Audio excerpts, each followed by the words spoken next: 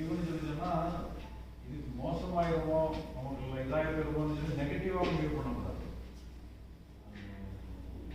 செய்ய வேண்டிய வேலைகள் வந்து சில நேரங்களில் ரிசல்ட் நமக்கு தெரியாது.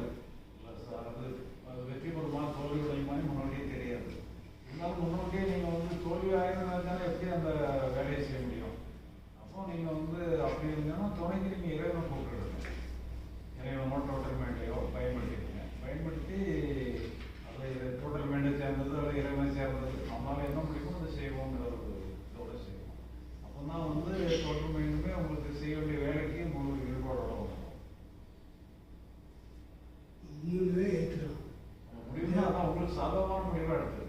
முன்முடிவுங்கிறது உங்களுக்கு முடைக்கு போடுற மாதிரி முடிவு எடுக்கும்.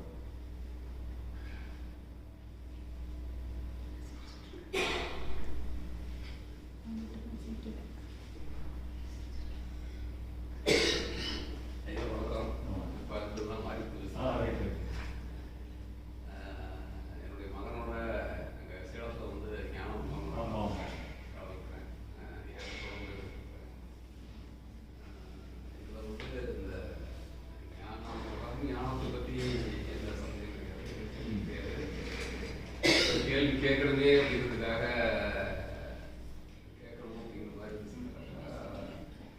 இந்த கிரியா யோகத்தை பற்றி ஐயா கிரியா யோகம்னா இது சில இதெல்லாம் பண்ணி சொல்லி கொடுக்குறாங்களா தானே? அதுதான் கிரியா யோகம். பாபாஜி அப்புறம் வந்து இந்த பரமஹம்சர் யோகானந்தருடைய பரமஹம்சர் வந்து அவருடைய சுயசரிதை அது வந்து இந்த கிரியா யோகத்தை பற்றி சொல்றாரு. அதுல அவர் சொல்ற அந்த சுயசரிதையில் வந்து அந்த பாபாஜி வர்றாரு. அவரும் வர்றாரு, அவருடைய அனுபவம்